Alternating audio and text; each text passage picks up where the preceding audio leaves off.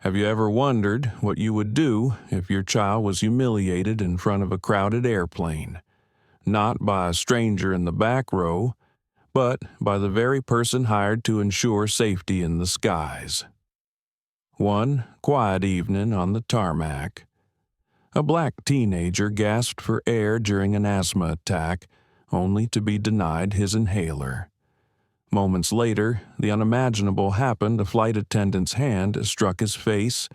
Around him, passengers froze, some filmed, some stayed silent, and in that silence, one question burned. What would you do if it were your son? Would you swallow the humiliation and hope the flight continued, or would you risk everything, your reputation, your calm, to stand up against a system that too often chooses silence over justice? This is not just a story about a slap. It's about power, dignity, and the choices we make when injustice stares us down. Imagine yourself in that cabin. Imagine the weight of that choice. Stay with us, because what happened next changed an airline, and perhaps an entire industry. If this story speaks to you, please like, share, and subscribe to the channel so you won't miss the journey ahead. The sound came first, a sharp crack, like a book slammed shut in a quiet library. Every passenger in the first-class cabin turned their head at once.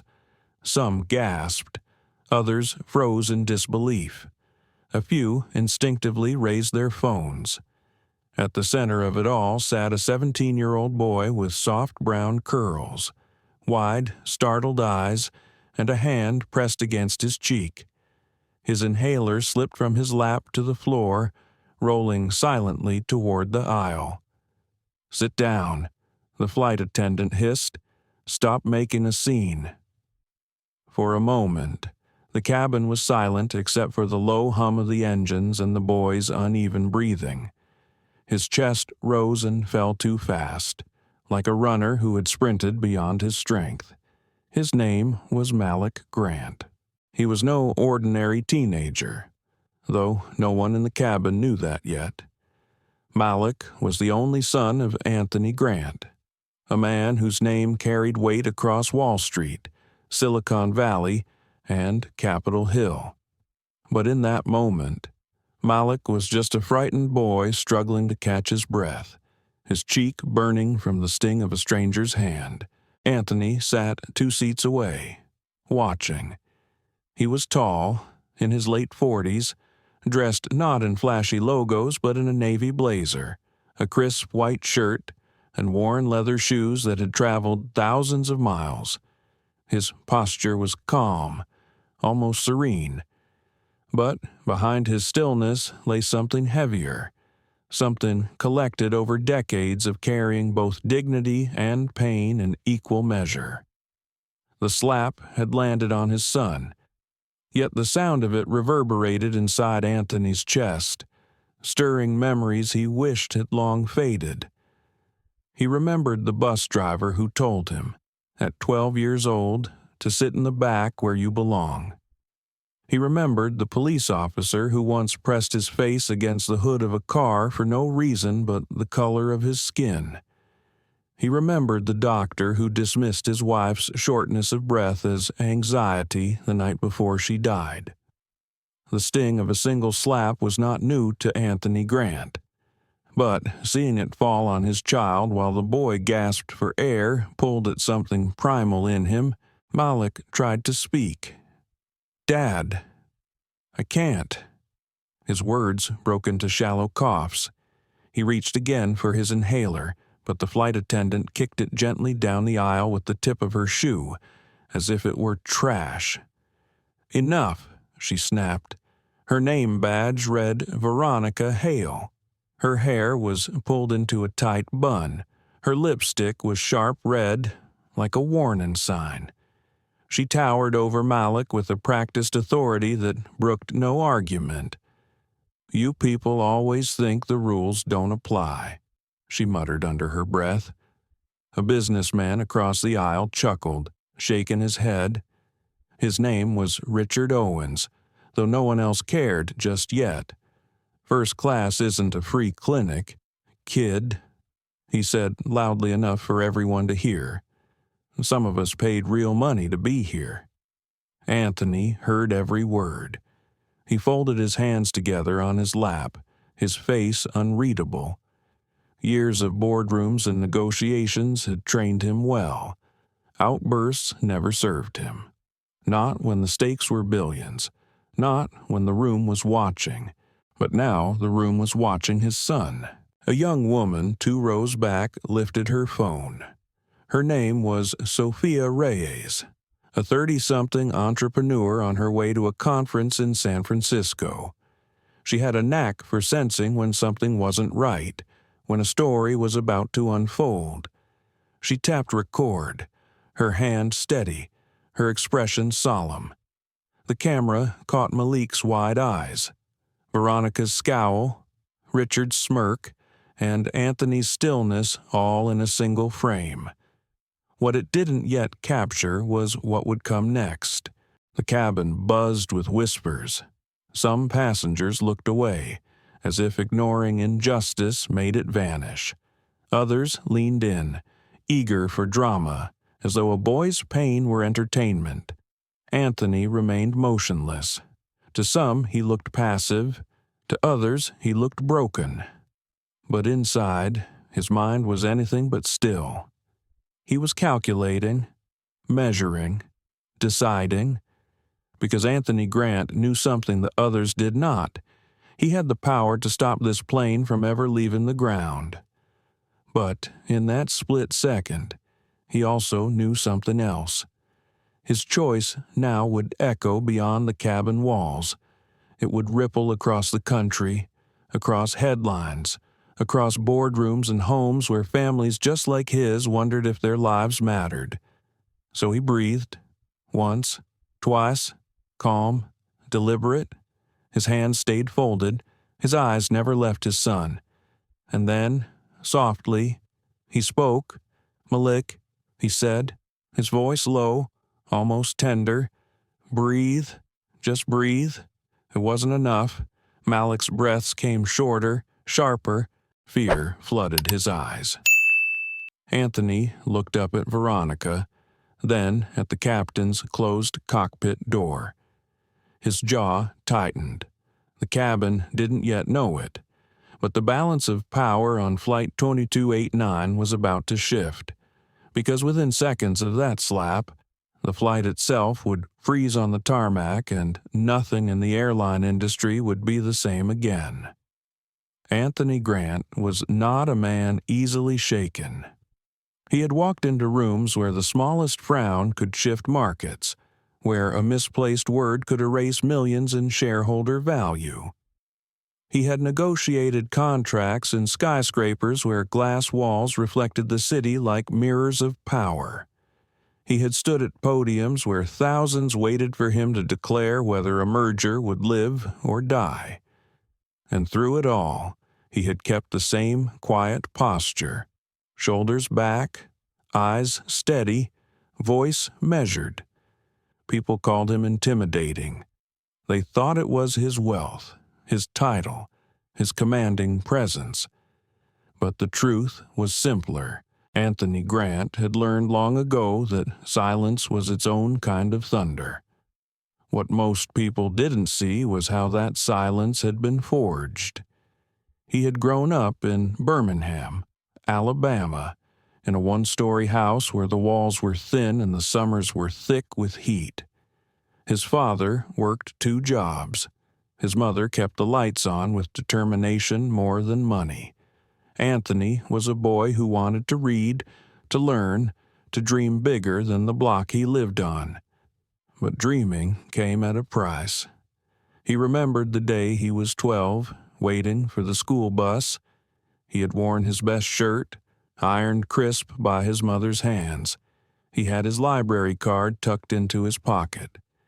He was ready to give his class presentation on the Wright brothers.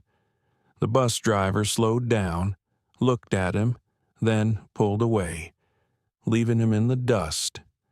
Kids inside laughed, pressed faces against the glass. "You don't ride with us," someone shouted. Anthony walked 2 miles to school that day, dust on his shoes, pride buried deep in his chest. He gave his presentation anyway. His teacher clapped, but the sting of that bus ride never left him. Later, there was the night he was stopped by police for looking suspicious on his way home from the library.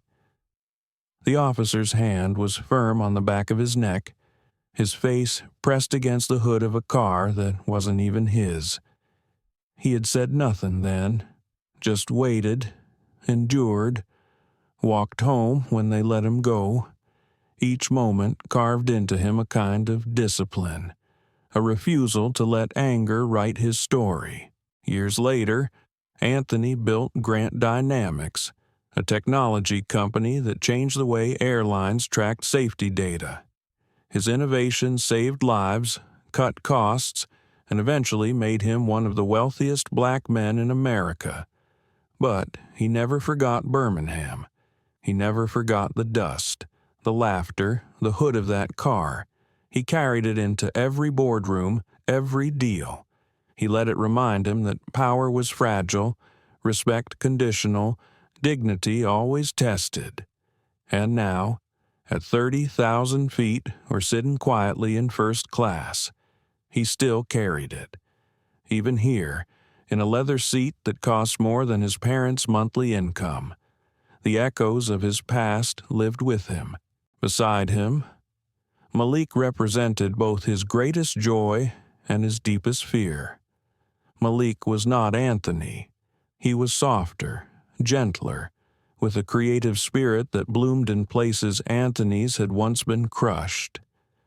Malik filled notebooks with sketches of melodies, scrawled lines of poetry on the backs of receipts, and hummed under his breath when the world grew too loud. Anthony admired that about him. He wanted his son to keep that light, that tenderness. But he worried, too. The world did not always reward softness, especially not for young black men. And then there was the shadow of medical bias, the cruel irony that had already stolen from their family once. Anthony's wife. Layla had been 38 when she first complained of chest pain. The doctor waved it off, called it stress, told her to go home. 2 weeks later, she collapsed on the kitchen floor. By the time the ambulance came, it was too late. Anthony held her hand in the emergency room until the beeping stopped. Malik, only 10 at the time, sat in the waiting room holding a toy keyboard. He had played a single note over and over, as if the sound could keep his mother alive. That night etched a wound in both of them. For Anthony, it hardened his resolve to fight injustice with strategy, not rage. For Malik, it left behind a fear that his own body might betray him too. On this flight, as Malik struggled to breathe, Anthony saw that fear all over again. The same quick rise and fall of the chest, the same desperation in the eyes, the same silence from people who should have cared.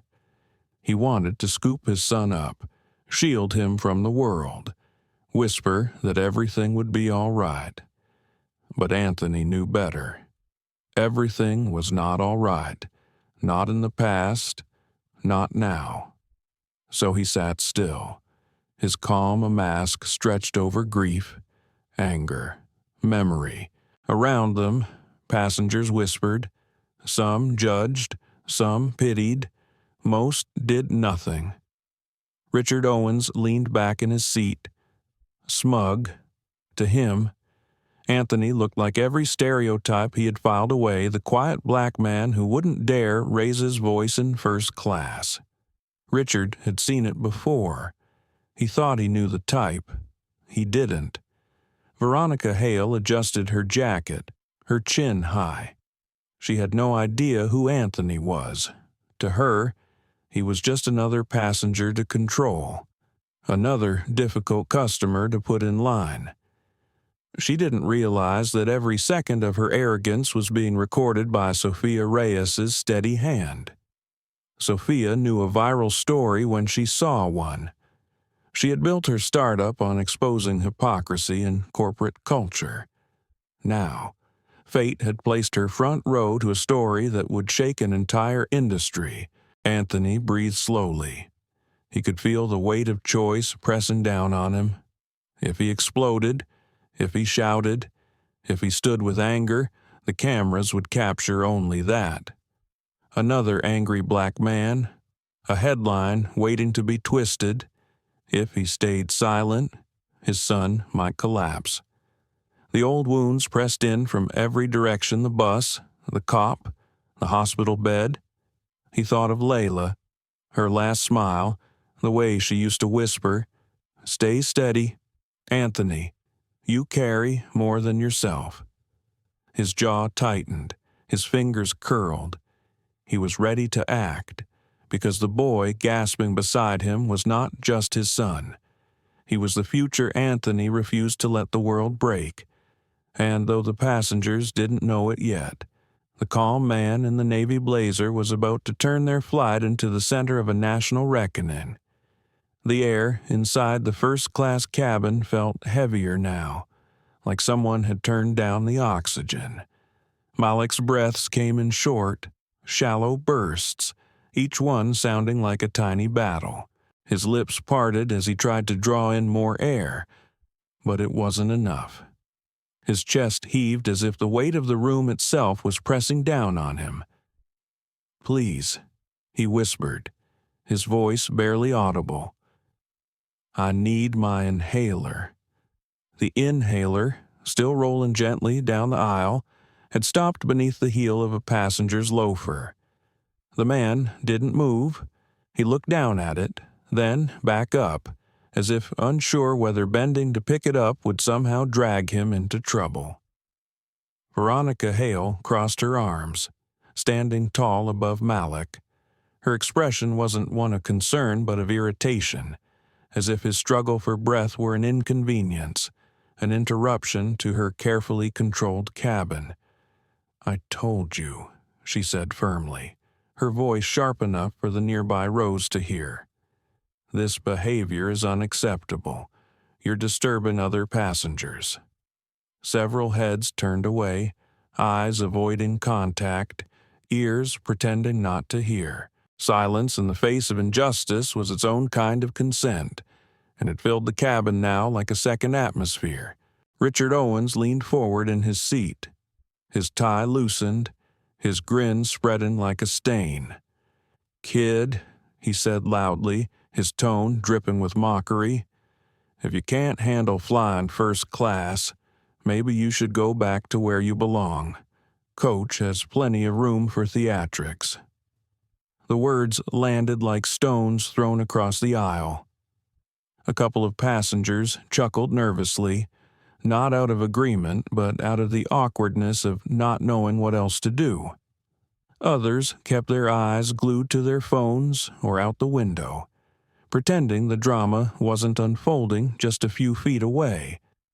Malik's eyes widened with fear, not just from the lack of air, but from the humiliation pressing down on him. His hand reached weakly toward the floor, desperate for the inhaler he couldn't reach. Anthony Grant had not moved. His hands still rested on his lap, his posture unbroken, but his eyes dark, steady. Unblinking, watched everything. Inside, though, his mind raced. Each cough from Malik was a reminder of Layla's last night. Each mocking word from Richard echoed the voices of men who once told Anthony he would never sit at the head of any table. Each command from Veronica was a chorus of every gatekeeper who had tried to bar his way.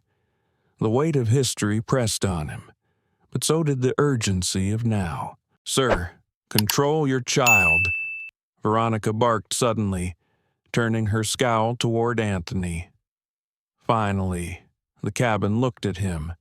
Dozens of eyes waited, some with curiosity, others with judgment. What would this man do? Would he shout, would he stand and cause a scene? Anthony slowly raised his gaze from Malik to Veronica.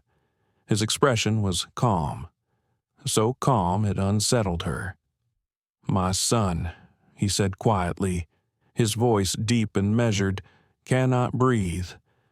The words weren't loud, but they carried across the cabin with a weight heavier than volume. For a second, even Richard stopped smirking, but Veronica only tightened her jaw. If he's really in distress, maybe he shouldn't be flying. "I'll have security remove you both if this continues." A ripple of gasps moved through the rows. Remove them. The boy was barely able to draw air into his lungs. Yet the threat came casually, as though removing a black father and son from first class was no different than clearing trash from a seat pocket. Anthony leaned slightly forward, his eyes locked on Veronica's. He needs his medication. Now, there was no shout, no raised hand, no dramatic gesture, but the authority in his tone was undeniable. Years of boardroom negotiations had sharpened his voice into something that could cut through any room. Still, Veronica resisted. "Sir, lower your voice. You're intimidating other passengers." Richard chuckled again. "He's not intimidating me. He's just another guy trying to play big shot." The insult hung in the air, a deliberate provocation. A few passengers shifted uncomfortably. Some even muttered that maybe the boy was exaggerating. It was easier to doubt than to intervene. At that moment, Sophia Reyes, 2 rows back, pressed record again. Her phone captured the scene: Malik gasping, Anthony sitting motionless but strong, Veronica standing tall with arms crossed, Richard smirking. Unbelievable, Sophia whispered to herself, her voice picked up by the mic. He's just a kid. Her followers would soon see the clip, but inside the cabin, time crawled. Malik's coughing grew harsher. His body shook with the effort of trying to draw in breath. His face reddened, his hands trembling. Anthony's heart clenched with every gasp. He wanted to leap from his seat, grab Veronica by the shoulders, demand she hand him the inhaler. He wanted to shout at Richard, to silence his cruel laughter with the truth of who he was. But Anthony knew something none of them did. His power wasn't in shouting. It was in waiting for the exact right moment. Every empire he had built, every deal he had closed, every room he had commanded came from his ability to hold still when others wanted him to break. Now, his son's life might depend on it. A flight attendant from economy peeked through the curtain. Concern in her eyes. She whispered to Veronica. Should we call for medical assistance? Veronica waved her off. No, he's just being dramatic. The cruelty was casual, effortless, as if she had rehearsed it. Anthony inhaled slowly, steadying himself. His mind replayed Layla's final breath. He would not lose Malik the same way. He straightened in his seat, his decision made. In that moment, the calm mask he had worn all his life hardened into something else, not passivity, but resolve.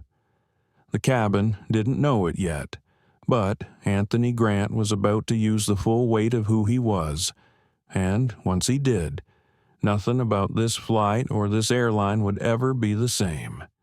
The sound came first. A sharp, flat crack that sliced through the cabin, louder than the hum of the engines, louder than the coughs, louder than the whispers of passengers who thought they could hide behind silence.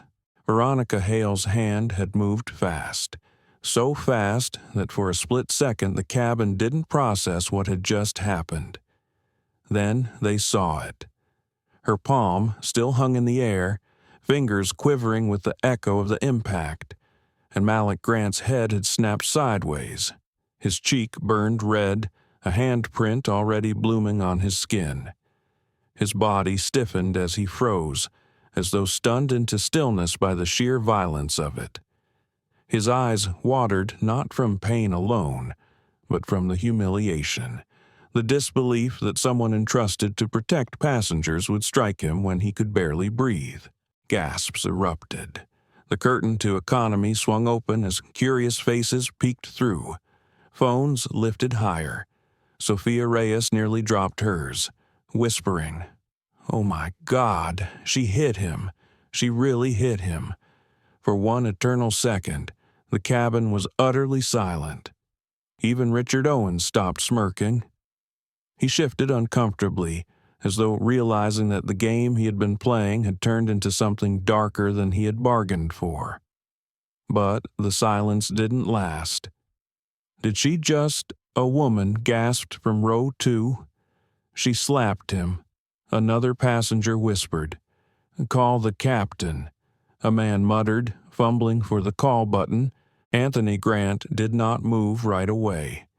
His body remained still, but inside, a storm churned.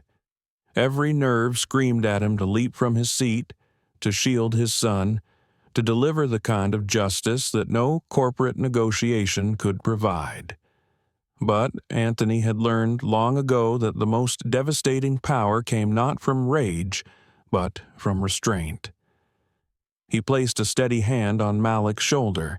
His son flinched, then leaned toward him, gasping, trembling, tears threatening to spill. "I'm here," Anthony murmured. His voice was low, but Malik heard it, clung to it. Then Anthony rose. It was not a quick motion. It was deliberate, measured, the way a man stands when he knows every eye is on him. The cabin seemed to tilt as he straightened, his 6'2" frame unfolding, his presence filling the narrow aisle. He didn't raise his voice. He didn't have to. He simply looked at Veronica. "Did you just strike my son?" The question was quiet, but the tone was seismic. Passengers held their breath. Even Veronica faltered, her composure cracking for the briefest moment. Then she straightened her posture, doubling down. He was being disruptive. She snapped. "I had to restore order." Anthony's jaw tightened. My son couldn't breathe.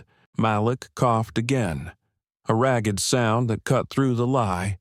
His body shook, his face flushed, his breaths shallow. A young woman from economy stepped forward with a bottle of water, but Veronica snapped at her to return to her seat.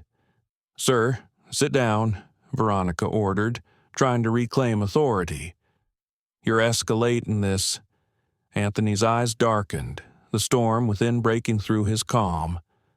"No," he said, his voice carrying to the farthest row. "You escalated it the moment you laid hands on my child."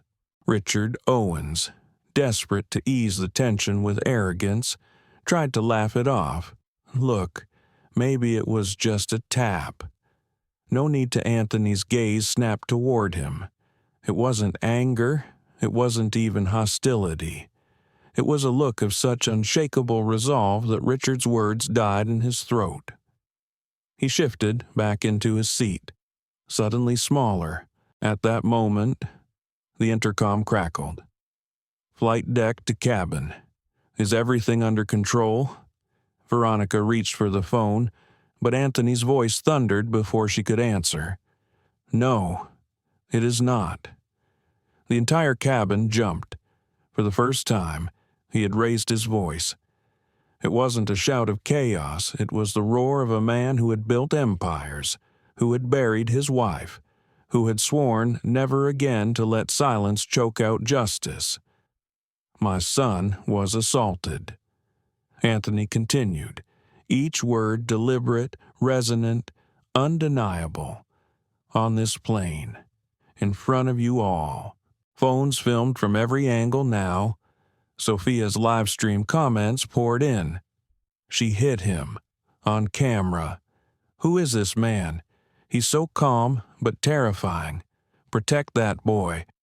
Passengers who had been silent began murmuring in agreement. A man from row 4 called out, "We saw it. We saw everything." For the first time, Anthony wasn't standing alone. Veronica, however, refused to back down. "Sir, if you continue this behavior, I'll have you both removed by security once we land." Anthony stepped closer, his voice dropping to a dangerous calm. "You will not touch my son again. You will not touch either of us again." There was something in the way he said it, a certainty.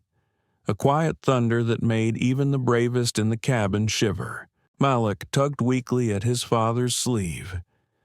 "Dad," he whispered, his voice strained. "It's hard to breathe." Anthony looked down, his heart tearing. He bent low, meeting his son's eyes. "Hold on, I've got you." Then he straightened once more, his hand sliding into his jacket pocket. Not for a weapon, but for his phone. Because the time for patience had ended. The time for power had come. The engines still hummed, the seatbelt sign still glowed. But in that cabin, everything had shifted. Passengers knew it, Veronica felt it. Even Richard, shrinking back into his seat, sensed it. The slap had been the spark. Anthony Grant was about to become the fire. And within minutes, this entire flight, this entire airline would be frozen on the tarmac. The cabin had become a stage, and everyone inside was caught between silence and spectacle. Malik sat trembling, his chest rising and falling in ragged bursts, his eyes wet from the sting of the slap and the panic of not being able to breathe fully. Anthony stood over him like a tower, hand on his son's shoulder, his face composed but unreadable. To the untrained eye, he looked calm, but beneath the stillness, a storm gathered steady, certain, ready to strike. Veronica Hale, arms crossed, squared her shoulders. "Sir," she said, her voice tight with the need to reclaim control, "you're disrupting this cabin. If you don't sit down immediately, I'll have security waiting when we land. You and your son will be escorted off this aircraft." Anthony tilted his head, studying her as though weighing a decision far larger than she could comprehend. He didn't respond right away. The silence was its own kind of weapon. From row 3, Sophia Reyes whispered into her phone for her live stream. "She's threatening him after hitting his son. People need to see this. People need to know." The comment stream exploded. "Post the airline name. Don't stop recording. This is insane. Who is that man? He's so composed." Richard Owens tried again, his voice louder than necessary. "Look, this doesn't need to go viral. These things happen. Let's just move on and enjoy the flight." But no one moved on. No one could. The scene had shifted from discomfort to outrage, and the balance of the cabin was tilting against Veronica. A passenger in the back called out, "He's just a kid. He needs medical help, not threats." Another woman, older and sharp-voiced, added, "I saw everything." She slapped him. "Don't you dare blame them." For the first time, Veronica's eyes darted nervously across the rows. Control was slipping. Anthony finally moved. He reached into his jacket pocket and pulled out his phone. The glow of the screen reflected in his calm, unshaken eyes. "Sir, put that away." Veronica snapped. Anthony ignored her. His thumb pressed a single number, 1 ring, 2. Then a voice answered, crisp and alert. "This is Grant," Anthony said, his voice quiet but resonant. "Patch me through to operations. Now." Passengers exchanged glances. Operations. What did that mean? Veronica frowned, her composure cracking further. "Who are you calling?" "You're not allowed." Anthony raised one finger, silencing her without a word. His presence was commanding enough that she stopped mid-sentence, her protest choking in her throat. The phone clicked as the line shifted. "Mr. Grant." Another voice came, deeper, more urgent. "We've been alerted. What's happening?" Anthony's gaze swept the cabin, every eye locked on him.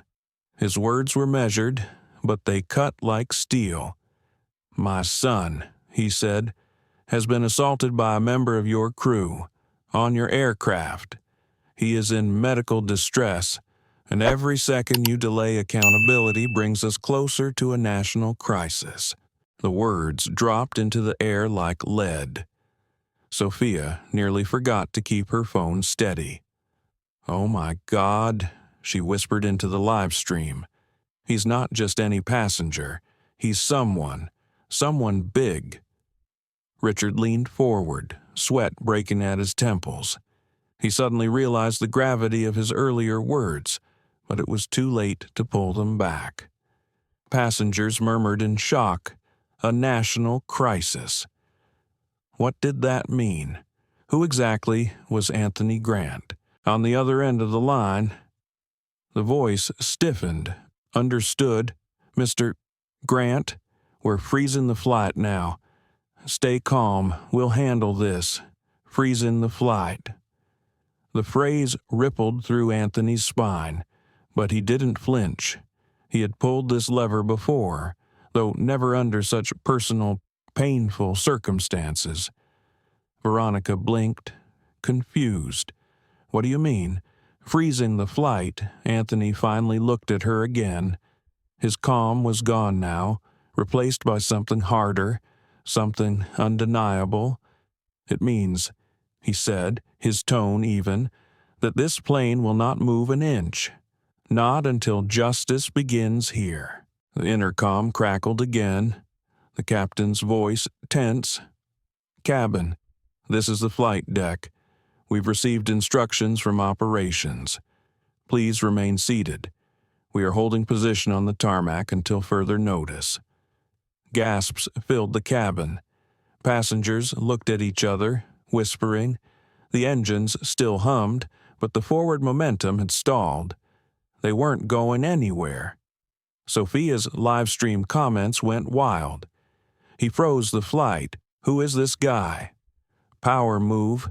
I'm glued to this." Veronica's composure finally broke. Her voice wavered as she tried to regain control. "You can't do this. You can't stop a flight." Anthony's eyes locked on hers. "Watch me." It wasn't loud, it wasn't theatrical, but it was devastating. The authority in those two words silenced her more effectively than any order could. Malik coughed again, leaning weakly against his seat. Anthony lowered himself, cradling his son's head gently with one hand. "Hold on, son. Just hold on a little longer. Help is coming." Malik tried to smile, though his breaths were shallow. "I knew. You'd fix it." Anthony swallowed hard. His son's faith was both a gift and a burden. He had to be more than a father right now. He had to be a shield, a weapon, and a promise all at once. From the cockpit, a chime rang, the fasten seatbelt sign flickered. The captain's voice came back, even tenser than before. "Ladies and gentlemen, please remain calm. We've been instructed to await further guidance. Security and medical teams will meet us on the ground before departure clearance." It was official. The flight was frozen. Passengers leaned forward, whispering. Some began clapping softly, then louder, until it spread through half the cabin. They weren't applauding the drama. They were applauding Anthony's calm defiance, the father who had turned humiliation into a stand. Sophia's voice trembled as she narrated to her viewers. "He just grounded a plane. For his son. This is history happening right now. Richard Owens shrank back, silent, realizing he was sitting feet away from a man whose influence could crush corporations. And Veronica Hale, her face pale now. Her confidence shattered, took a small step back. For the first time, she understood she was no longer the one in control. Anthony straightened once more, phone still in hand, eyes steady. "Ladies and gentlemen," he said to the cabin, his voice carrying with the weight of truth, "you are witnesses. What happens here will not be hidden. My son was assaulted, and this airline tried to silence him. That ends today." The words landed heavy. Passengers nodded, murmured agreement, phones recording every second. Anthony's storm had finally broken, and nothing, no silence, no slap, no system would stop it now. The cabin door hissed as the bridge connected. A moment later, the unmistakable shuffle of heavy boots echoed up the narrow aisle. 2 airport security officers stepped aboard, followed by a pair of EMTs with equipment bags swinging at their sides. Passengers craned their necks to watch. Phones rose higher. The quiet hum of the engines was replaced by the sharper hum of anticipation, like the moment before a verdict is read in court. Anthony stood tall in the aisle, his hand still resting lightly on Malik's shoulder. His son leaned against him, lips pale, chest rising shallowly. Every instinct in Anthony screamed for medical help, but he also knew one false move could rewrite this entire scene into a story that erased the truth. The lead security officer, a tall man with a clipboard, scanned the cabin. His eyes landed on Veronica first. Report, Veronica straightened, clinging desperately to the last fragments of her authority. Disruptive passenger and his child. Caused a scene. Threatened staff. Non-compliant. A murmur of disbelief rippled through the rows. Phones captured every word. Anthony didn't raise his voice. "She struck my son." The words cut through the air sharper than a blade. The officer blinked, glancing between the two. "Is that true?" Before Veronica could speak, passengers erupted. "I saw it," shouted the woman from row 2. "She slapped him," added the man from row 4. "It's on video." Sophia called, holding up her phone. "I've been live this whole time. Thousands of people are watching." The officer's expression hardened. He turned toward Veronica. "Is this accurate?" Veronica faltered, her lips parting, but no words came out. The handprint still visible on Malik's cheek answered for her. Anthony bent slightly, his voice soft but urgent. "My son needs medical care now." The EMTs didn't wait for permission. They dropped to their knees beside Malik, unpacking oxygen and a pulse oximeter. One of them murmured, "Stay with us, buddy. We've got you." Anthony exhaled slowly, relief tempered with fury. Finally, someone was treating Malik as human. But the standoff wasn't over. The security officer cleared his throat, uncertain. "Sir, we'll need you to step off the plane to file a report." Anthony's eyes narrowed. "No. This is where it happened. This is where it will be documented. Every passenger here is a witness." Passengers nodded, muttering in agreement. Sophia's live-stream comments lit up again. "He's protecting the record. Smart. Don't let them move it out of sight. They'll try to bury this if he leaves." Richard Owens shifted uncomfortably in his seat, pulling at his collar. He avoided Anthony's eyes, but when the officer glanced toward him, Richard blurted, "I didn't see much. Maybe it was just sit down," Anthony said, his tone quiet but so firm that Richard sank back without another word. It wasn't just a command. It was a reminder Anthony's power was not up for debate. The captain emerged from the cockpit, his uniform immaculate but his face tight. He looked directly at Anthony. "Sir, we've been instructed by operations to hold position till cleared. I want to resolve this quickly so we can continue safely." Anthony's gaze didn't waver. "The only way forward is through truth. Your crew member struck my son. My son nearly suffocated while she withheld medical care. And you," his voice hardened, "will not take off until this is fully acknowledged."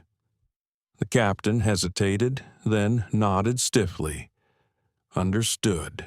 The EMT clipped a cannula under Malik's nose. His breathing eased, slow but steadier now. Color began to return to his face. Anthony brushed a hand gently across his son's hair, the storm in his chest momentarily easing. "Better?" he asked softly. Malik nodded faintly, whispering, "Thanks, Dad." That whisper carried more strength than any applause. Anthony straightened again, turning back to the officers. One of them shifted uneasily. "Sir, we're going to need to make an incident report." Anthony's phone was already in his hand. "The report has begun." He raised the device slightly. A second line had been open this entire time, patched through to the airline's corporate office. Every word, every detail was being logged in real time. The officer blinked. Who exactly are you?" Anthony's eyes never left his. "Anthony Grant, Chairman and Chief Executive of Grant Global Holdings, one of your airline's largest institutional investors." The officer's jaw slackened. Veronica's face drained of color. The captain looked as if someone had pulled the ground out from under him. Passengers erupted with whispers. Sophia gasped audibly, her live stream comments exploding. "He's the Anthony Grant. That explains the power. Oh, this airline is finished." Anthony continued, his voice measured, precise. "Every moment since we boarded has been documented. Every word, every action. This will not disappear into a file drawer. This plane is frozen, and until my son's dignity is restored, it will remain so." Veronica tried one last time, her voice shaking. "You don't understand. This isn't how things are done." Anthony turned his gaze on her, steady and merciless. "You struck a child gasping for breath. That is how things were done, but not anymore." Her lips trembled for the first time. She looked small. The captain cleared his throat, his voice subdued. "Mr.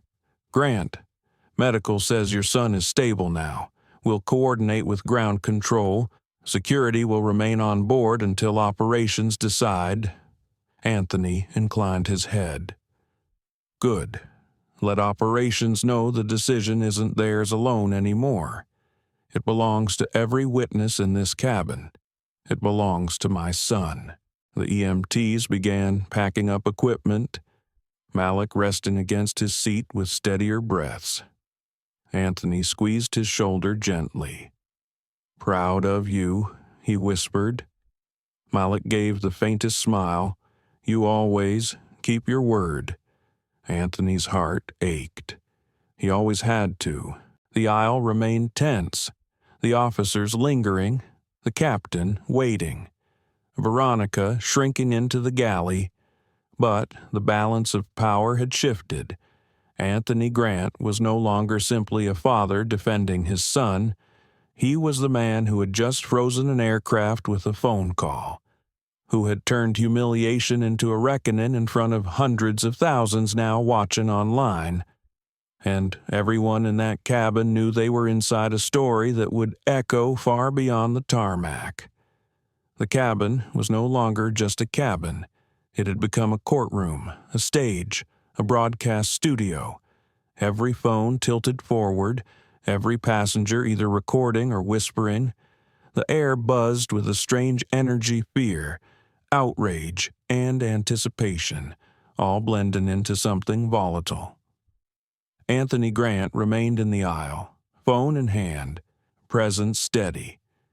His son, Malik, leaned back with the oxygen cannula under his nose, breathing easier now, but his eyes stayed on his father with a quiet kind of faith. Veronica Hale retreated to the galley. Her hand shook as she fumbled with a stack of service napkins, as if rearranging paper could undo what the world had already seen. On Sophia Reyes's phone screen, hearts and shocked emojis streamed across the feed. The comments scrolled faster than she could read. He froze, a plane. This is insane. Who is Veronica Hale? She's done. Anthony Grant is trending on Twitter right now. Over 200K mentions. Sophia whispered into her mic, her voice trembling with awe. They know. The world is watching this unfold live. I don't even think the airline knows what storm they're in yet. From the cockpit, the captain returned with a stiff announcement. Ladies and gentlemen, we remain on the tarmac by directive. Ground control and corporate operations are in communication. Please remain seated until further notice. It sounded neutral, but everyone heard what wasn't said. The airline was scrambling. Anthony tucked his phone briefly into his pocket. He didn't need to keep pressing. The wheels were already turning at the highest levels. His job now was to make sure the truth couldn't be buried. He looked around the cabin. If anyone here was a witness to what happened, your voice matters. Speak it now. Don't let silence tell the story for you. A middle-aged woman with gray-streaked hair stood shakily. Her voice quavered but carried conviction. I saw everything. That flight attendant slapped your son. He was gasping for air. That was assault, pure and simple. Others chimed in. She mocked him for asking for help. She told him to sit down instead of giving him his inhaler. I saw that man over there, a passenger gestured toward Richard Owens, mock the boy, too. Richard's face flushed. He opened his mouth, but Anthony's calm gaze silenced him before he could twist his words. The security officer scribbled notes, though his hand trembled. He knew this report wasn't just paperwork, it would end up on the evening news. Veronica's voice finally cracked from the galley. You don't understand. He was out of line. He made me feel unsafe. The cabin erupted with disbelief, laughter mixed with outrage. Unsafe. He barely said a word. She hit a kid. You felt unsafe because of his skin color. That's what this is. Veronica paled, shrinking back into the galley wall. The fortress of authority she had hidden behind for years was collapsing plank by plank. Anthony remained unmoved. He didn't gloat. He didn't lash out. He simply let the witnesses speak. He knew their voices were more powerful than his fury could ever be. Finally, he spoke, his tone quiet but unyielding. This is not just about my son. It's about every time someone has been silenced, dismissed, or erased. Today, the silence ends. A ripple of murmurs spread. Some passengers clapped softly. Others bowed their heads, shaken. Meanwhile, outside the aircraft, chaos brewed. Inside the airline's glass-walled headquarters downtown, executives huddled around screens, tweets, live-stream clips, and news alerts piled up by the minute. Justice for Malik. Plane frozen, and Anthony Grant were all trending at once. A junior analyst burst into the conference room. CNN just picked it up. They're calling it the slap at Gate 17. The CEO's face drained. Get me operations, now. And someone tell me was that our Anthony Grant silence answered. The truth was dawning. back on the plane. Malik stirred. "Dad," he whispered, voice still raspy. "Why do they hate us so much?" Anthony knelt beside him, brushing his son's hair gently. The question pierced deeper than any insult. He hesitated, his throat tightening, before answering. "They don't hate you, son. They fear what they don't understand.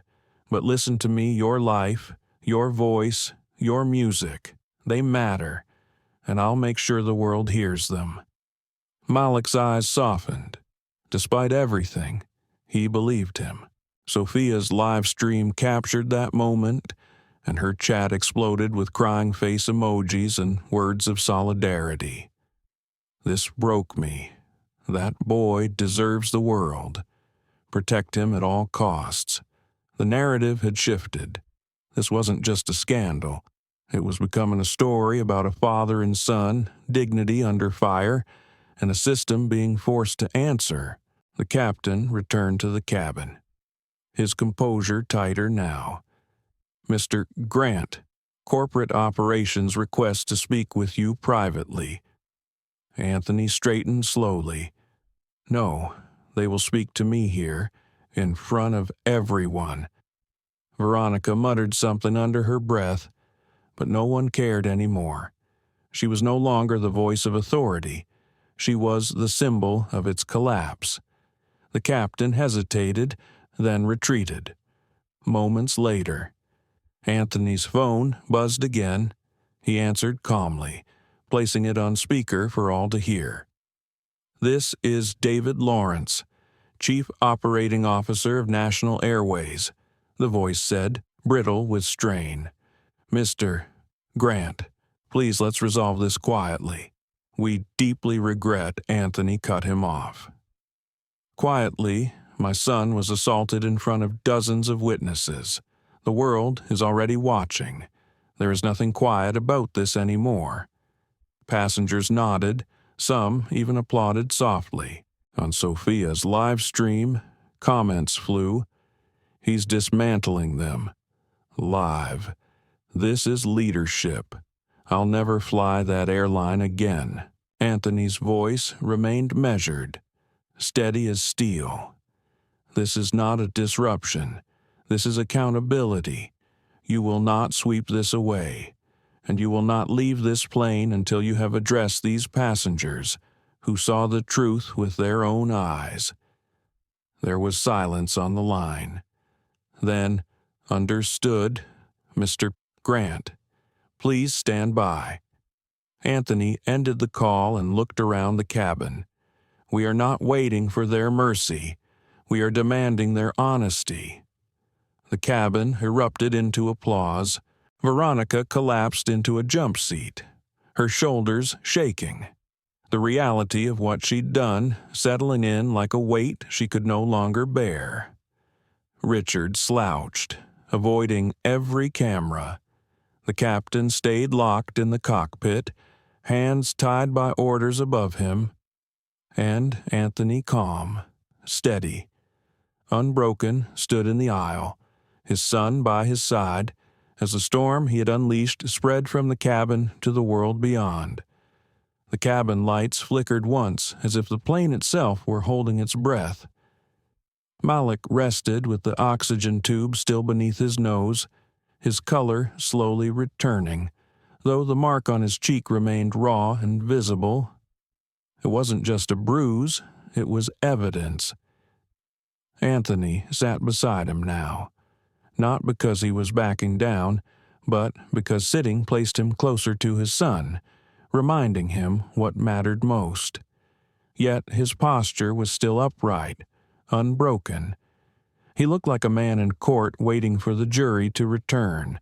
Around them, the passengers had become more than observers. They had become participants. Phones streamed. Voices testified. The silence that had once enabled injustice had been shattered. Sophia's live stream buzzed with energy. 200,000 viewers right now, she whispered. People from every state are watching this cabin live. News anchors are quoting my feed. The comment bar filled faster than her eyes could track. "This is on CNN. Breaking news. I just switched to Fox. Yep, they're running it too. Justice for Malik frees the airline, not just the flight." She turned the camera back toward Anthony and Malik. The image of father and son, calm, strong, scarred but unyielding, was already searing itself into the public imagination. Far across the city, in the glass fortress of National Airways headquarters, panic thickened the air. The CEO, Robert Keene, slammed his hand on the table. "How did we let this happen? Do you understand who Anthony Grant is? His fund holds a double-digit stake in our company." The chief legal officer adjusted her glasses, her voice taut. "The footage is everywhere. We can't deny it. Damage control has already failed. We need immediate accountability, or we risk regulatory intervention before the night ends." The COO, David Lawrence, still pale from his call with Anthony, muttered. He demanded on the record acknowledgement in front of passengers. "If we stall, he'll tear us apart in the press." The PR chief's phone buzzed nonstop. "We've got hashtags trending worldwide.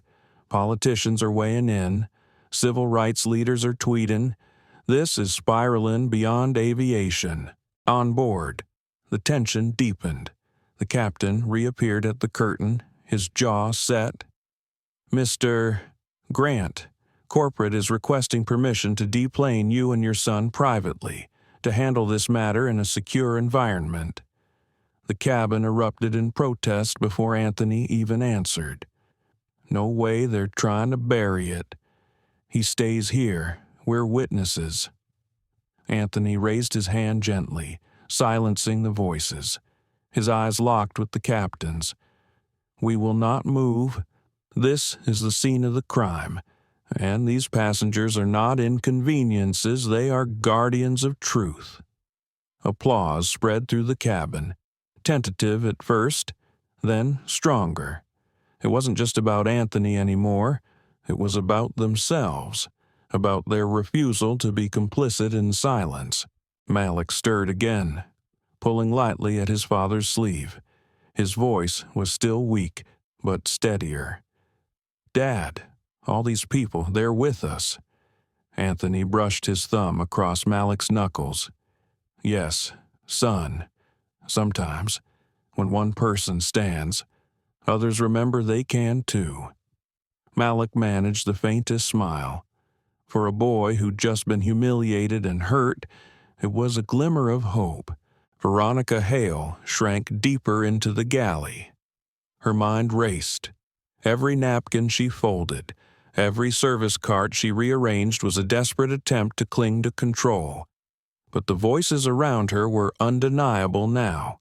She was no longer the authority. She was the accused.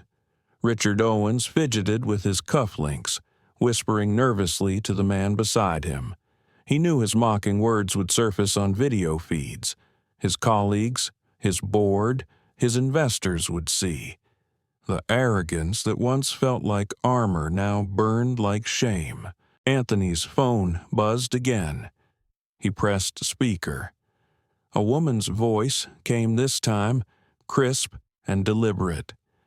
"This is Margaret Chen, chair of the board of National Airways. Mr. Grant, we are aware of the incident. We want to assure you this is being taken at the highest level." Anthony's voice was calm, almost quiet. "Highest level. My son was slapped in your cabin while gasping for air. Your employee threatened us with removal. If the highest level only responds after the world is watching, then the rot runs deeper than you admit."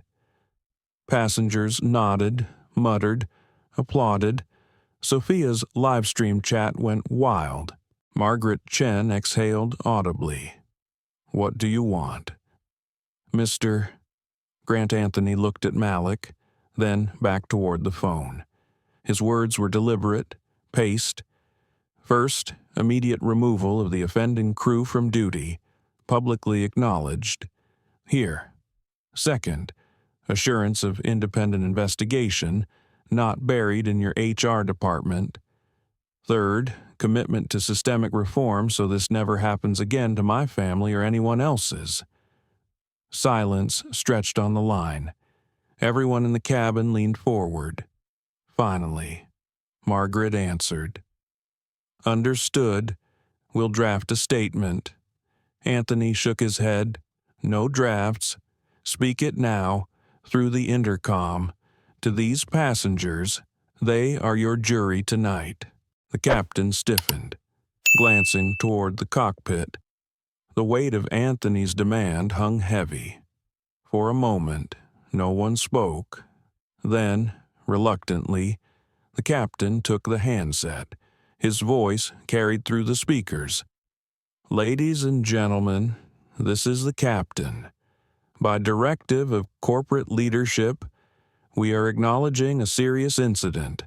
A member of our crew acted inappropriately toward a passenger and his son.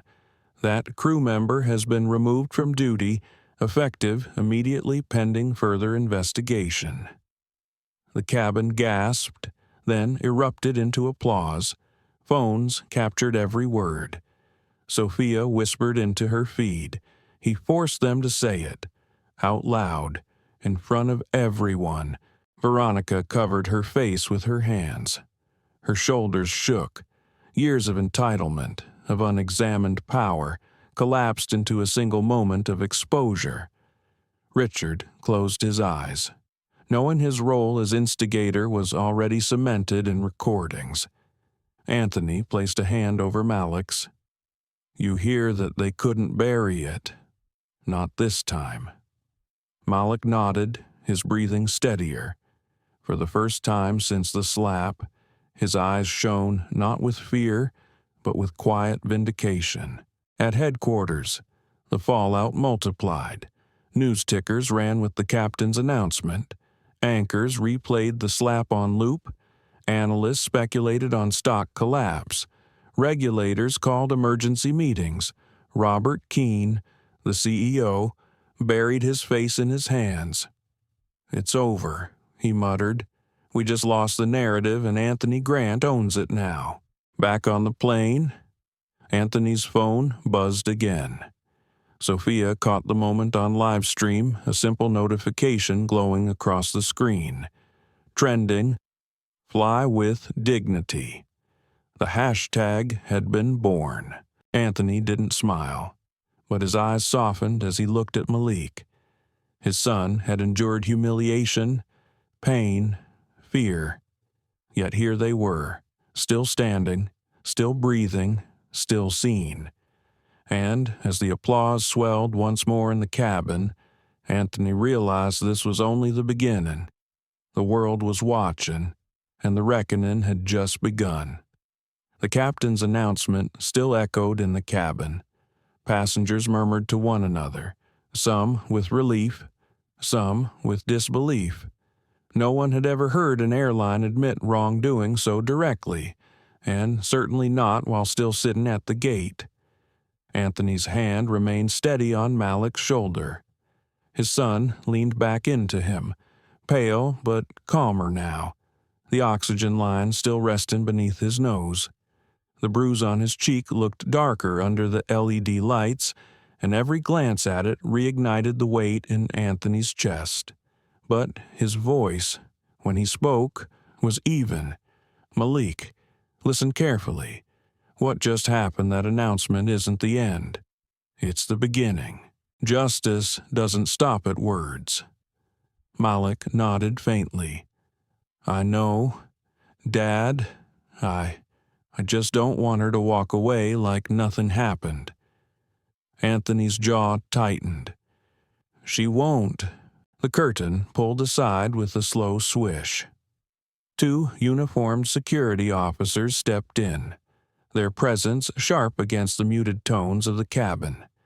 The lead officer held a tablet with notes already scrolling. He looked around at the passengers, at Anthony, at Malik. then toward the galley where Veronica Hale stood. She looked smaller now, her uniform still neat, but her composure gone. Her lips trembled as she pressed napkins into her palm, shredding the edges without realizing. The officer cleared his throat. Ms. Hale, by directive of National Airways corporate leadership, you are hereby relieved of duty effective immediately. You are to deplane with us now. A ripple of sound ran through the cabin. Some gasped. Some applauded quietly. Phones tilted upward to capture the moment. Veronica shook her head, almost whispering, "No, not like this. I gave years to this airline." Anthony spoke before the officer could. His tone was level, neither cruel nor forgiving. "Years don't erase this moment. My son carries it on his face, and so does everyone who saw it." Her eyes darted toward Malik. For the first time since the slap, her voice cracked. I didn't mean to Malik's voice, though weak, cut through. "You did." The officer stepped forward. "Ma'am, you need to come with us now." Veronica froze, then finally allowed herself to be guided down the aisle. The silence that followed was heavy. No one cheered this time. It wasn't triumph, it was reckoning. Anthony's gaze shifted across the cabin until it landed on Richard Owens. The man who had mocked Malik, who had chuckled at his struggle for breath, now sat rigid, his face drained of color. He fiddled with his cufflinks, but his eyes avoided every phone pointed his way. Sophia Reyes whispered into her phone's mic. "And here he is, passenger Richard Owens, who told a father to control his son while the boy was gasping for air." The chat on her stream exploded. "Expose him. He needs to go too. Every word is on video." Richard finally stood, his voice low, almost pleading. "I didn't hit anyone. I was just talking." Anthony rose halfway, steadying himself against Malik's seat. Talking can wound deeper than hands. "Mr. Owens, tonight, the world will decide how deeply yours cut." The officer glanced at Anthony, then back at Richard. "Sir, we've been directed to take your statement as well. Corporate is aware of your behavior." Richard's face collapsed into something between anger and shame. But he gathered his briefcase and followed, shoulders hunched. As he passed Anthony, their eyes met briefly. No words were exchanged, but the silence spoke volumes. The cabin exhaled collectively. Some passengers clapped softly, others murmured prayers. Malik closed his eyes, whispering, "Thank you." Anthony sat back down, brushing a hand over his son's curls. Justice doesn't heal everything, but it starts the mending. At headquarters, chaos thickened. Screens filled with live stream footage. The captain's voice played on repeat. A headline scrolled across major networks. Flight attendant removed mid-flight after slapping passenger. Robert Keene, the CEO, barked into his phone. "We've lost the ground. The passengers are controlling the story, not us." Margaret Chen, chair of the board, answered flatly, "No, Robert, Anthony Grant is controlling the story. And unless we listen, we'll lose more than stock, we'll lose trust. Maybe forever." The PR chief interrupted, waving her tablet. "New data, our share price is down 12% in the last hour. Congressional staffers are already calling for hearings. This isn't just PR anymore. This is survival. Back on the plane." Anthony took out his phone. Sophia leaned closer, curious. "Mr. Grant, are you going live?" Anthony shook his head. "Not yet. Right now. The story isn't mine to broadcast. It belongs to everyone who stood in this cabin and refused to be silent." Passengers nodded, some wiping away tears. An older woman across the aisle whispered, "I never thought I'd see the day someone stood up like this and made them listen." Anthony's voice softened. "We make them listen by refusing to shrink, by refusing to let fear or convenience write the ending." Malik squeezed his father's hand. "Dad, do you think they'll really change, or will it just be speeches and promises?" Anthony hesitated. He wanted to give his son certainty, but he knew the truth was more complex. "Change isn't given, son, it's forced. Tonight, we've begun the forcing, the rest we fight for." Malik's eyes glistened, but he nodded. "Then I'll fight too." Anthony smiled faintly, pride warming his face. "You already did, Malik, just by breathing, by refusing to disappear when they tried to erase you. That's the bravest fight of all." Outside, the tarmac bustled with flashing lights. News crews had gathered near the terminal windows, cameras already rolling. Word of the removal had spread faster than the airline could contain. Inside, the cabin's mood shifted from fear to resolve.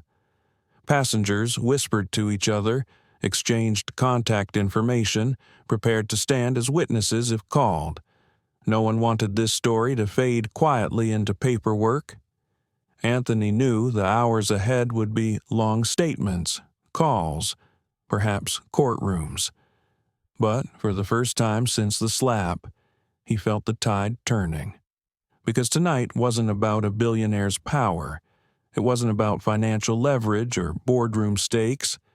It was about a boy, his father, and a cabin full of ordinary people refusing to let silence be the final word.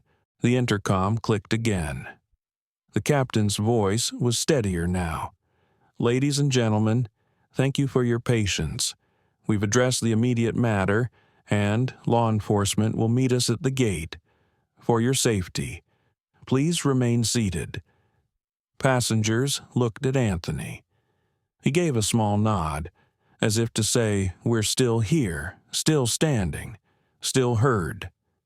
Malik shifted against his father's shoulder. His breathing steadied. His eyes closed, but his hand never let go of Anthony's. The plane remained frozen on the tarmac, but the silence inside was no longer fear. It was the hush before transformation. The hum of the engines was low, a background vibration that seemed to echo the pulse of every passenger. Through the oval windows, flashing blue and red lights painted the night across the tarmac. The plane sat motionless, a monument to what had happened inside. The captain's voice returned on the intercom. "Ladies and gentlemen, law enforcement is now alongside the aircraft. For your safety, please remain seated until instructed." Anthony placed an arm protectively around Malik's shoulders. His son sat upright, still tethered to the oxygen tube, the bruise on his cheek stark under the fluorescent cabin glow.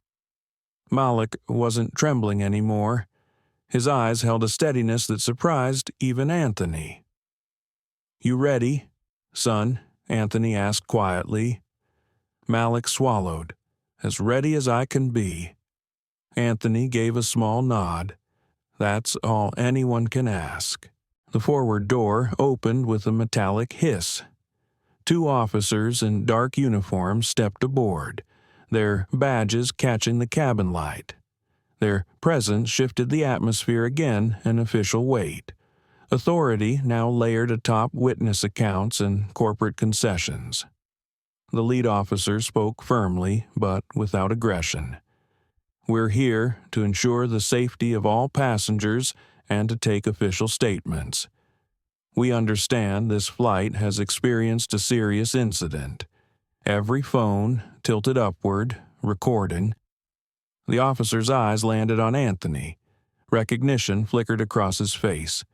He knew the name, the reputation, perhaps even the reach of Anthony Grant. His tone softened a notch. "Mr. Grant, we'll be asking you and your son to provide testimony once medical staff clears him."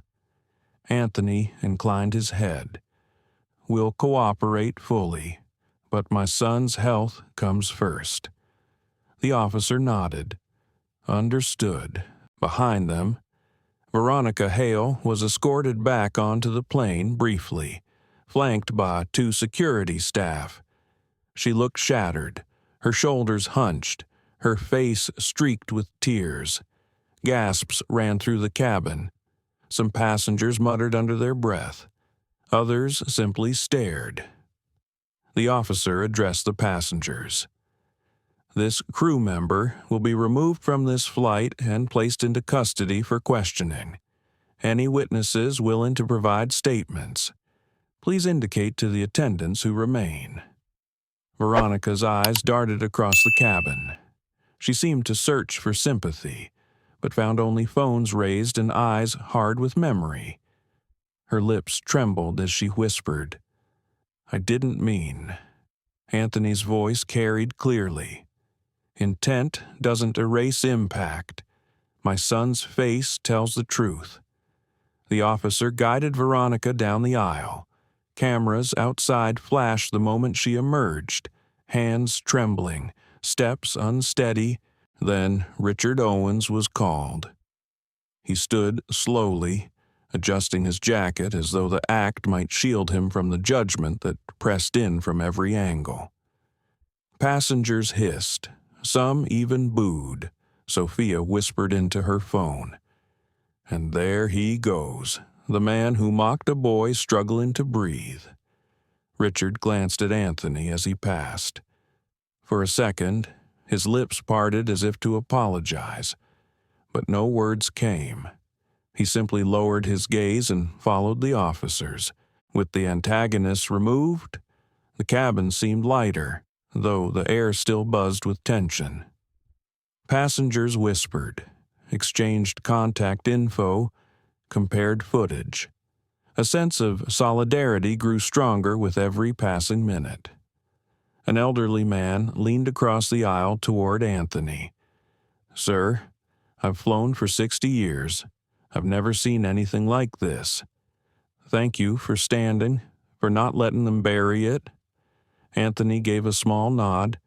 We all stood, every phone raised, every voice that refused to stay silent. That's what forced the truth. Malik's lips curved faintly, and we didn't even take off yet. The passengers chuckled softly, the moment breaking tension with a shared release. Outside, the gate area had transformed into a media circus. Dozens of cameras clustered near the jet bridge.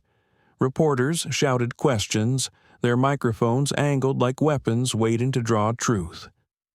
Inside the cabin, the captain approached Anthony. "Mr. Grant, corporate is requesting you deplane through a side exit, away from the media, for privacy and security." The passengers erupted in protest.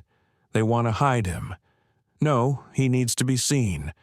We'll walk with you." Anthony raised his hand gently. Silence returned. He turned to the captain. "I will not sneak through a side door. My son was humiliated in front of the world. We will walk out the front together. Every witness here deserves to see that dignity restored." The captain hesitated, then nodded reluctantly. Minutes later, Anthony helped Malik to his feet. The boy's legs wobbled, but Anthony's steady arm kept him upright. Passengers rose instinctively, clearing the aisle. Some reached out, squeezing Anthony's hand, patting Malik's shoulder, whispering words of encouragement. "Stay strong. We're with you. You're changing things tonight." Malik's eyes glistened as he whispered to his father, "They believe in us." Anthony's voice was low but firm, "And we believe in truth. That's enough to carry us." As they reached the door, the flash of cameras outside grew blinding. The air was electric, A roar of voices calling Anthony's name, demanding answers, begging for statements. Anthony paused at the threshold. He bent slightly toward Malik. "Son, this is the moment. We can turn away, or we can walk into it. Which do you choose?" Malik tightened his grip on his father's hand. "We walk." Anthony's chest swelled with quiet pride. He straightened, adjusted his jacket, and together they stepped forward. The terminal exploded with light and sound. Reporters surged. "Mr. Grant, what happened on board? Will you sue? Do you believe this was racially motivated? What do you want from National Airways?" Anthony raised a hand. The noise dimmed slightly, but the cameras still flashed relentlessly. He didn't speak right away. Silence itself was a kind of power, and he let it settle until the room leaned toward him. Then, calm and measured, he spoke. "Tonight, my son Malik was struck while struggling to breathe. He was humiliated, his dignity stripped in front of strangers. But what you see on his face is not defeat, it's resilience. And what you see around us, these passengers, these witnesses, is proof that silence will no longer shield injustice." Gasps and murmurs swept through the crowd. Cameras tilted closer. Malik stood straighter beside him, his bruise visible, his chin lifted. Anthony continued. "This is bigger than one flight, one airline, one crew member. It is about whether dignity is a privilege or a right. And I say tonight, dignity is a right. It belongs to every passenger, every child, every human being who steps onto a plane." The gate fell silent for a heartbeat, then erupted into applause. Reporters shouted, passengers raised phones high, social media feeds filled instantly with clips. Sophia whispered into her stream, "You're watching history happen right now."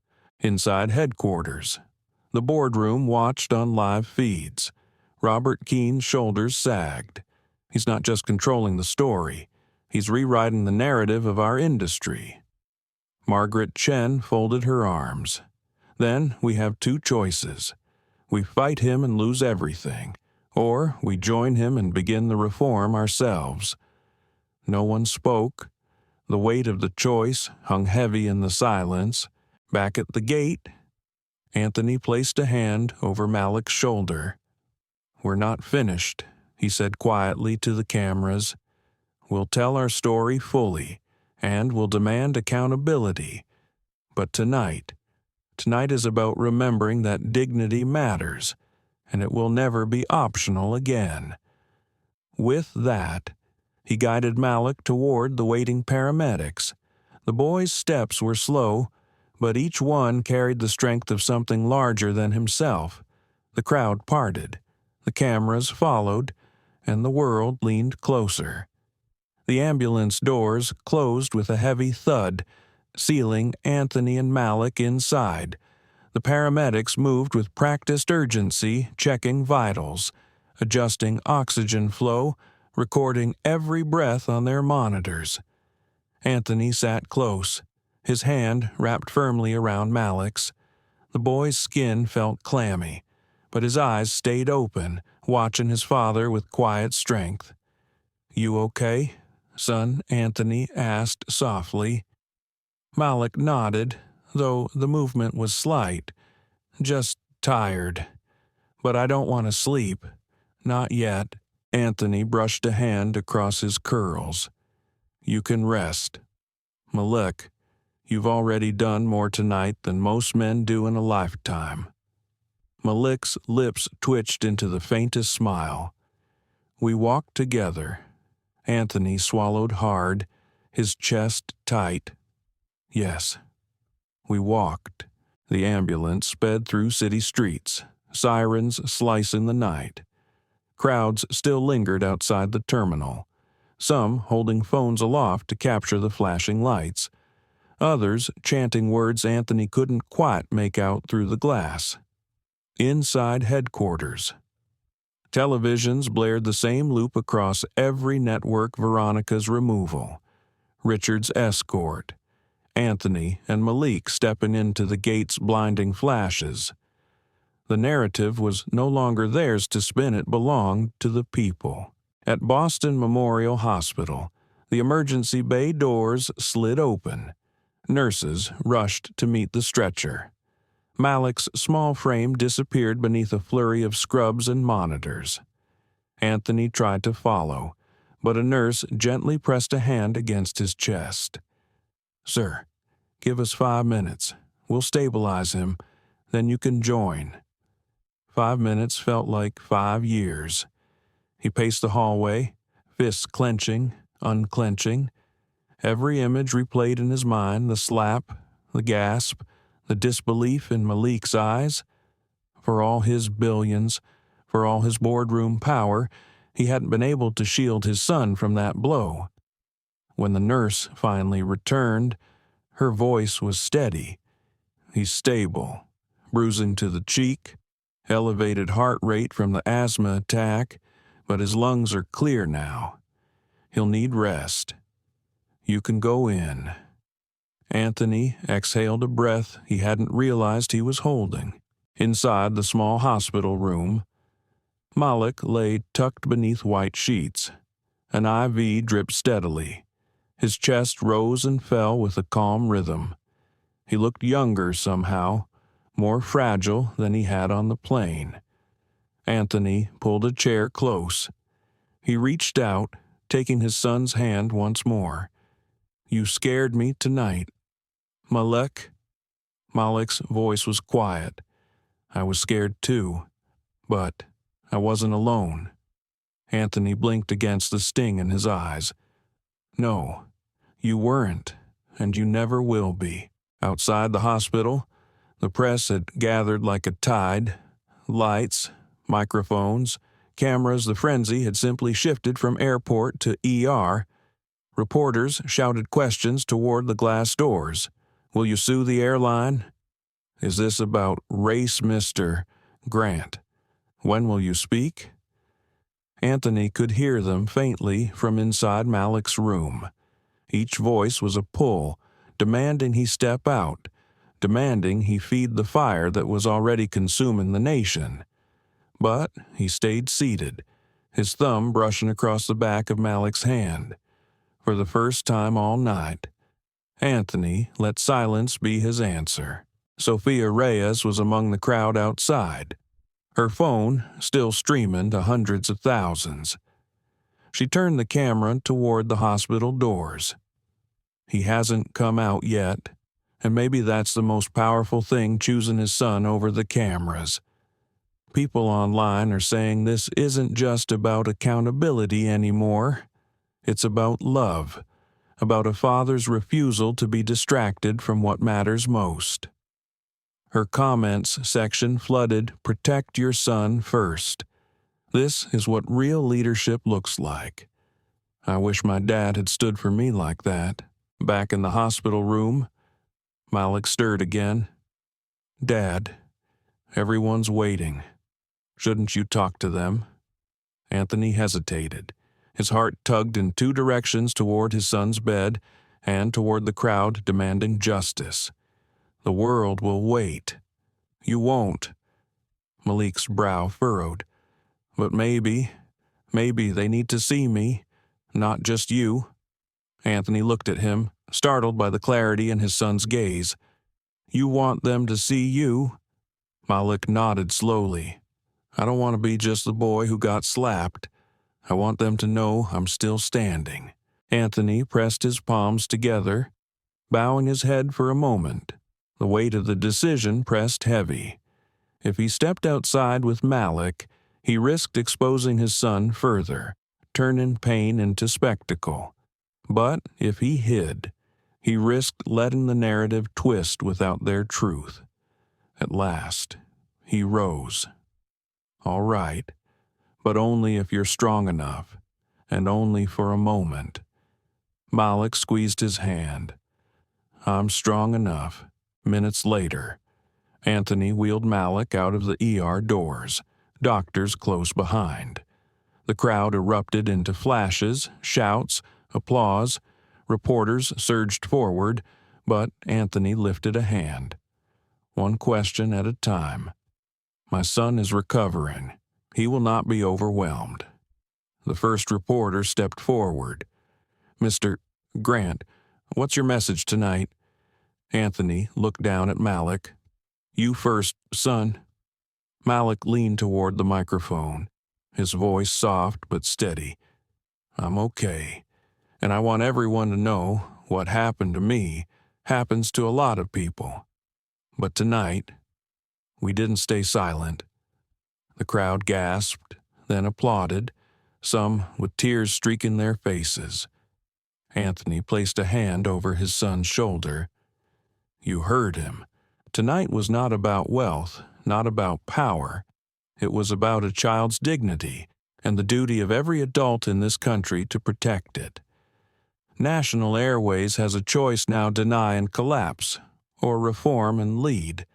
But one way or another, change is coming. The press shouted more questions, but Anthony turned the chair gently back toward the hospital. That's enough for tonight. My son needs rest. The crowd parted, phones capturing every step as father and son disappeared once more into the hospital's light. Morning sunlight poured through the tall windows of the hotel ballroom that had been hastily converted into a media hub. Rows of chairs filled with reporters, cameras perched on tripods, microphones pointed like a forest of antennas at the podium in front. The placard read, Anthony Grant Statement on National Airways Incident. The hum of chatter buzzed across the room.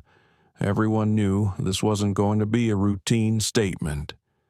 The country had been glued to screens since the night before. Hashtags trending, protests already sparking at airports coast to coast. This was no longer about one flight. It was about what kind of dignity America extended or denied to its citizens. Behind the podium, Anthony adjusted his tie. Malik sat nearby in a chair, his cheek still bruised, a small bandage at the corner of his lip. The boy's eyes scanned the sea of cameras, wide but unafraid. Dad, he whispered, do I have to stay here for all of it? Anthony crouched beside him, his voice low but steady.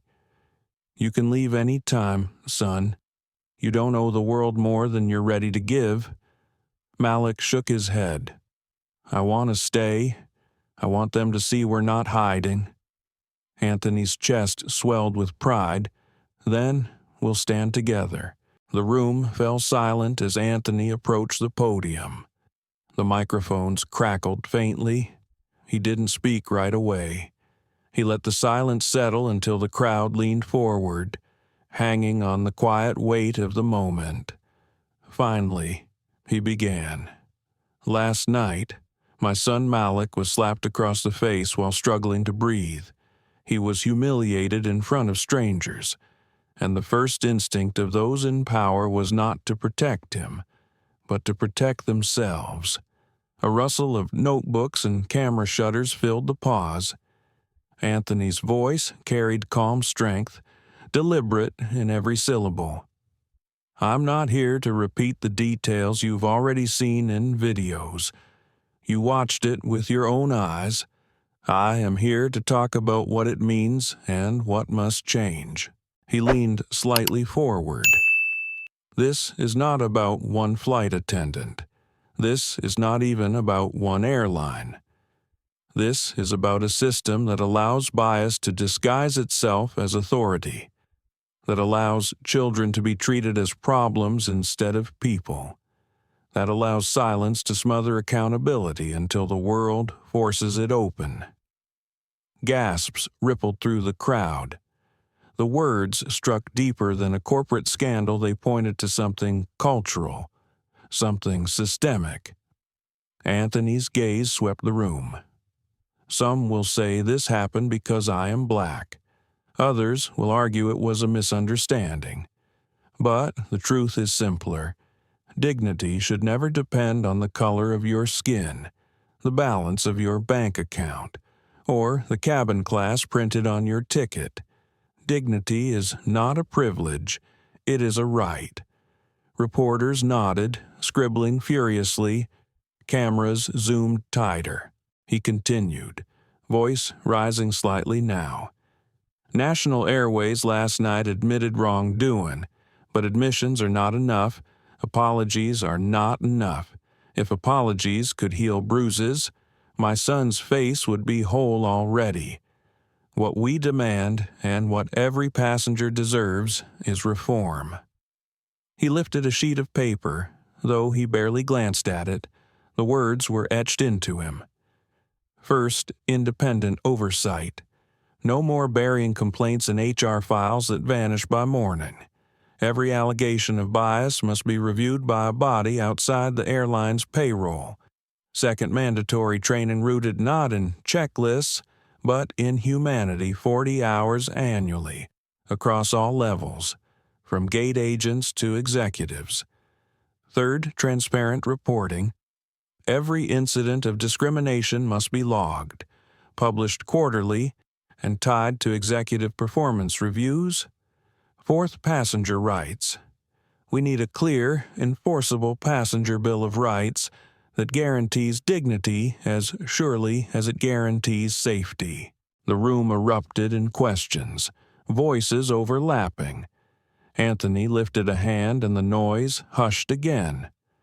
Last night, the plane froze on the tarmac, but what really froze was the illusion that silence could protect injustice. This movement does not belong to me. It belongs to every person who has been told they don't belong in a seat they paid for, in a space they had a right to, in a world that should have welcomed them. It belongs to you. His voice softened. I did not want my son to be a symbol. I wanted him to be a boy, safe on a flight, on his way home. But now the symbol exists, and I cannot ignore it. None of us can. Malik shifted in his chair, then slowly stood. Reporters gasped as he stepped beside his father at the podium. His voice was quiet but clear.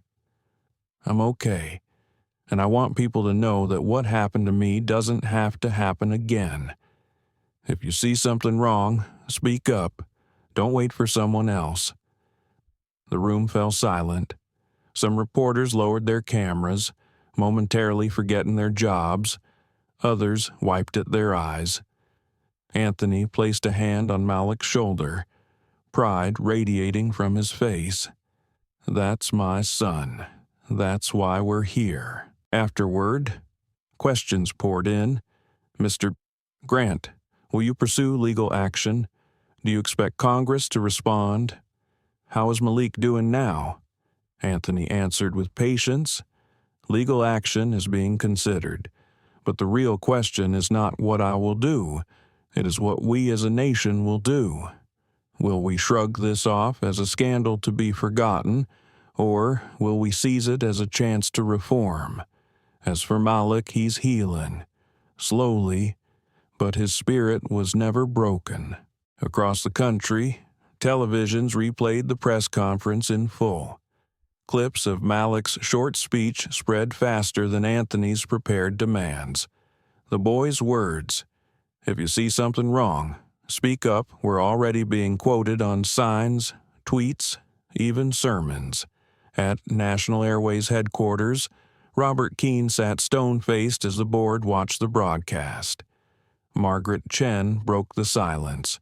He set the terms. Either we follow or we fall, the CFO whispered. We can't afford to fight him. Not with regulators circling. Robert's hands trembled slightly on the table. Then we surrender. But we do it on our terms. Margaret shook her head. No, we do it on his. That's the only way the public will believe us. Back in the hotel ballroom, the conference ended with a standing ovation from unexpected quarters reporters activists, even rival airline representatives who had slipped in quietly to witness. Anthony guided Malik down from the stage. The boy leaned against him, tired but smiling faintly. "You did good, son," Anthony whispered. Malik looked up. "We did good." Anthony chuckled softly. "Yes, we did." They stepped out into the corridor where the noise dimmed, leaving only the quiet rhythm of Malik's footsteps. For the first time since the slap, Anthony allowed himself to breathe deeply. He knew the battle was far from over. Lawsuits, hearings, backlash, all of it lay ahead. But for now, they had spoken, and the world had listened. Weeks passed, but the echo of that night refused to fade. Across the nation, airports buzzed with conversations not about delays or luggage, but about dignity. Travelers compared notes on how they'd been treated, how often they'd stayed silent. The hashtag born in the cabin, "Lasher fly with dignity," was no longer just a trend. It appeared on protest signs outside terminals, in op-eds across the country, and in the mouths of lawmakers debating aviation reform. Anthony Grant had not sought to become a movement. He had sought only to protect his son. Yet, somehow, his quiet firmness and Malik's unshaken courage had ignited something larger than either of them could have imagined. At National Airways headquarters, the once defiant walls had crumbled. CEO Robert Keane resigned under pressure. Margaret Chen stepped in as interim leader, announcing sweeping reforms aligned with Anthony's demands, independent oversight, transparent reporting, and mandatory anti-bias training. For the first time in its history, the airline pledged to tie executive bonuses not to profits alone, but to measurable improvements in passenger dignity and employee conduct.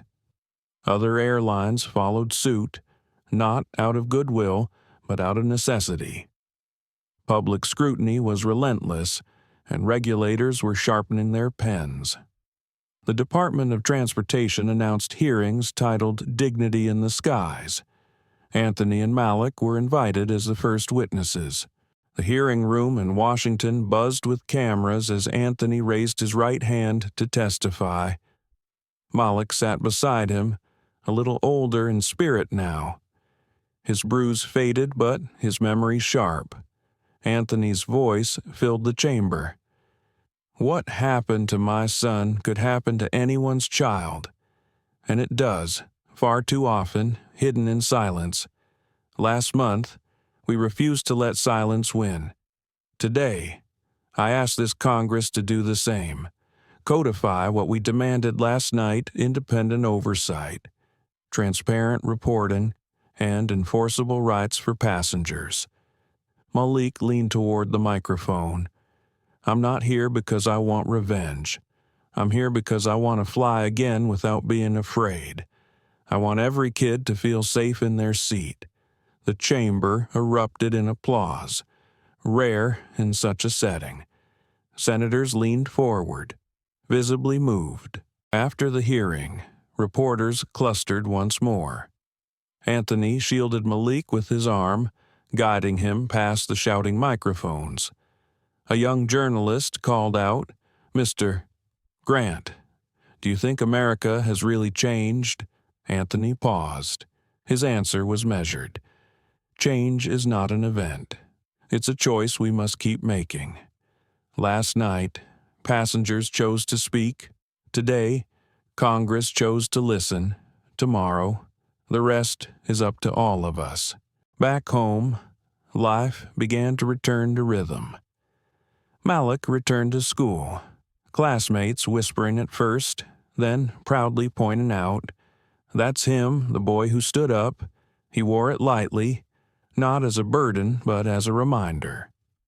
One evening, Anthony found him at the piano, fingers trailing across keys in a hesitant melody. "What are you playing?" Anthony asked. Malik shrugged. "Just something I made up." I don't know if it's good." Anthony sat beside him. "It doesn't have to be good. It just has to be yours." The music swelled softly, filling the room with something fragile yet resilient. Sophia Reyes, the young entrepreneur whose live stream had amplified the incident, received offers from major networks. Yet she declined them all, choosing instead to launch a nonprofit media group focused on amplifying voices silenced by discrimination. "The world doesn't need another influencer," she told Anthony one afternoon. "It needs witnesses willing to stay." Anthony clasped her hand in thanks. "You were brave when it mattered. Don't ever doubt that." As for Veronica Hale, her trial moved quietly through the courts. Video evidence made the outcome clear conviction for assault and violation of civil rights. She was sentenced to community service and barred permanently from working in aviation. Richard Owens faded from public life, his name now shorthand for cowardice in the face of injustice. His company board quietly removed him, citing reputational harm. One evening, months later, Anthony and Malik stood together at Logan International Airport. Their flight was boarding, and for the first time since that night, Malik would step back onto a plane. He hesitated at the gate, his hand gripping Anthony's. What if it happens again? Anthony crouched low, meeting his son's eyes. It might, but we're not powerless anymore, and if it does, we won't be alone. You saw that. Malik nodded, breathing deeply. Together. They walked down the jet bridge, inside the cabin. The crew greeted them warmly, almost reverently. Passengers glanced up, some whispering recognition. Anthony caught one man quietly mouthing, "Thank you." Malik settled into his seat, adjusting his belt. His fingers trembled at first, but then he reached for the window and pressed his forehead to the glass. "I think I'm ready. Dad." Anthony smiled softly. "Then so am I." As the plane lifted into the sky, the city lights shrinking below. Anthony closed his eyes. The roar of engines felt different now, not a reminder of conflict, but of possibility. He knew battles remained. Bias was not erased by one night, one press conference, one hearing. But something had shifted. The silence had cracked. The truth had taken flight. Anthony placed a hand over Malik's. The boy's eyes were closed, his breathing steady, his face at peace. For the first time since the slap, Anthony allowed himself to believe not just in survival, but in hope. This story is more than an airline scandal. It's a mirror held up to each of us. At its heart, it reminds us that silence can wound as deeply as injustice itself. When Malik was struck, the moment of choice did not belong only to his father. Anthony, it belonged to every witness on that plane. Some chose to look away. Others chose to film, but only a few spoke up.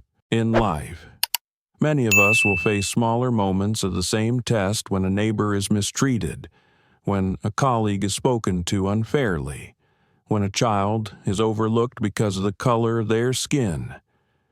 The lesson is not to wait for the perfect circumstance, but to act with courage, however small that act may seem. For older generations especially, this story affirms something you already know. Dignity is not given. It is guarded by ourselves and by those who choose to stand with us.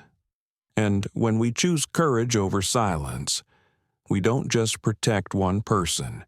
We bend the arc of justice a little closer to where it should have been all along. Thank you so much for staying with us through this powerful story. If it touched your heart, if it made you think, or if it reminded you of what truly matters, please take a moment to like this video. share it with someone who needs to hear it, and subscribe to our channel. Your support helps us keep telling stories that matter, stories that heal, and stories that inspire change.